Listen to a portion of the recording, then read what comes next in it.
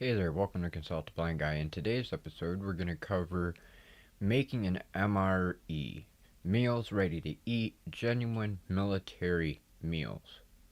If you're new here, please don't forget to subscribe, hit the bell icon so you can stay updated on the latest videos and more. If you're a subscriber, welcome back. I hope you find this video informative. Let's get to it.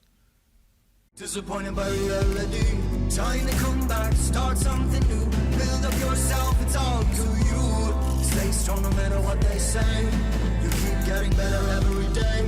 Hold your head up, never gonna stop, fears and proud, stand up and shout. Stand my ground. In today's video, we're going to cover how to make an MRE.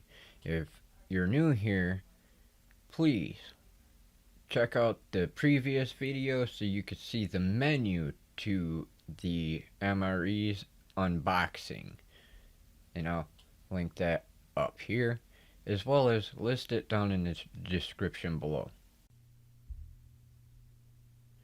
Alright, upon opening your MRE, the first bag you're going to open, the big brown bag as you see here, is supposed to be resealable. This is not always the case. In some instances, though, the glue might not always be resealable because of the force needed to open this bag. Anyway, when you open the bag and you get to the contents inside, it will be in a sealed bag which you will have to puncture or cut in order to open.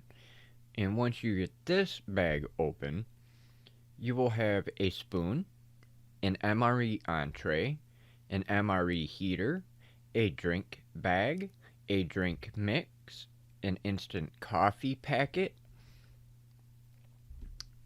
There will be a thing of 2 pieces of gum. There will be veggie crackers with a spread, be it jam or peanut butter, or even possibly cheese. And then there will also be a MRE cardboard holder, and that has the nutritional facts on it as well. First, we're going to go over how to make the MRE, and then I'm going to cover some concerns at the end about dangers of using MREs. Take your cardboard insert and fold the bottoms in so it looks kind of like a fry holder for McDonald's, and set this off to the side. Now you take your MRE heater bag and you will rip off the top edge. You will take your MRE and insert it in the bag and hold it approximately halfway up in the bag so you can see clearly on the bottom. You will then fill water up to the marker on the bag, and you do not want to overfill because this will cause issues with the heating process. It only takes approximately 2 to 4 20-ounce bottle capfuls to reach this level. And really, it might not even take that much. So just a very little bit of water inside of the lines that are printed on the bag, and you are good to go. And then you can release your MRE down into the bag the rest of the way.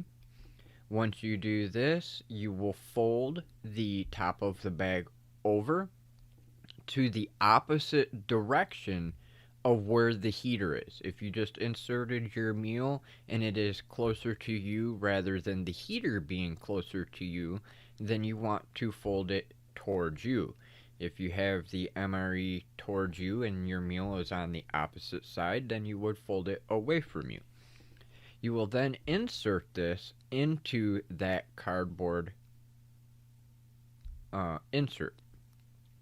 When you do this, you want to make sure that you tuck that fold into the cardboard to help it stay secured down there.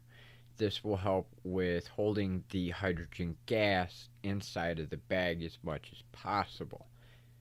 And we'll talk a little bit more about the hydrogen gas that is emitted in a minute. Once you have your meal in the holder and activated and folded over, you can then place it on the ground or on whatever surface and keep it propped up with like a rock or something small so it sits in a little bit of an angle. It doesn't have to be super high sitting on an angle, and it doesn't have to necessarily be too low. It's just to help with making sure that the gases fluctuate in movement to go all the way around the meal. It'll take about 10 to 15 minutes approximately to heat your meal. This all depends on the environment in which you are making your meal. And if you have never used an MRE, you must make these outside in a well-ventilated area. As I said, we'll discuss that more in detail in just a second. Once your MRE is heated, you can carefully remove your MRE from the MRE heater bag. If you are unsure whether your MRE heater is done emitting its gases or done heating, you can place it off to the side somewhere where it still has ventilation and will not blow away, so you can allow it to cool and then dispose of it properly. You can now take your MRE and either rip it open at the designated tear spot and use your included spoon and eat right from the pouch, or you can transfer your MRE from your pouch into the container of your choice, whether it's a plate, a bowl, or a canteen cup, or whatever. Not shown in the video here, but a quick brief description of how to make your drink mix is to take your drink bag, fill it with water, and then insert your flavored beverage. If you wish to make your coffee with this bag, be sure that you have rinsed it if you've already used it. If you haven't used it already for one of the other drink packets, then you can take your water, put it in the bag, and roll it so you can set it in with your meal in the heater. And then after your meal is heated, you can take that and put it in there as well and get the residual heat.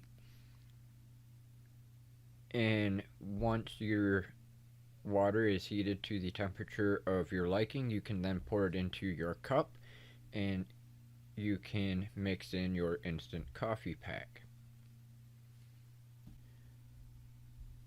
Alright, now a little bit more about your MRE heater, because I want to make sure that you understand the process of these heaters as well as some of the associated dangers of using these MRE heaters. I volunteered for Marine Corps, and when I first started with them 20 years ago, and one of these days that we were doing things, we did a demonstration, and that was the dangers of using an MRE heater. These emit hydrogen gas, and hydrogen gas is highly flammable and explosive, and is also dangerous to your health if you inhale it. So, This is why you need to be sure that when you make your meals that they are outside in a well-ventilated area, and you do not have them around any kind of an ignition source, whether it's matches, a lighter, a campfire, anything like that. The slightest little bit of a spark can set one of them off, and you could be a charred puppy. And I don't mean that to be joking, but they're very, very dangerous. So you need to be careful to ensure that you do not set one of them off by accident. I hope you found this video helpful. Thanks for watching Consult a Blind Guy. Please, again, drop a comment down below. Let me know your thoughts on more survival tips and tricks. And I'll see you in the next episode. Don't forget to check out the description down below as well for links to the other video as well as the card right here. And we'll see you next time.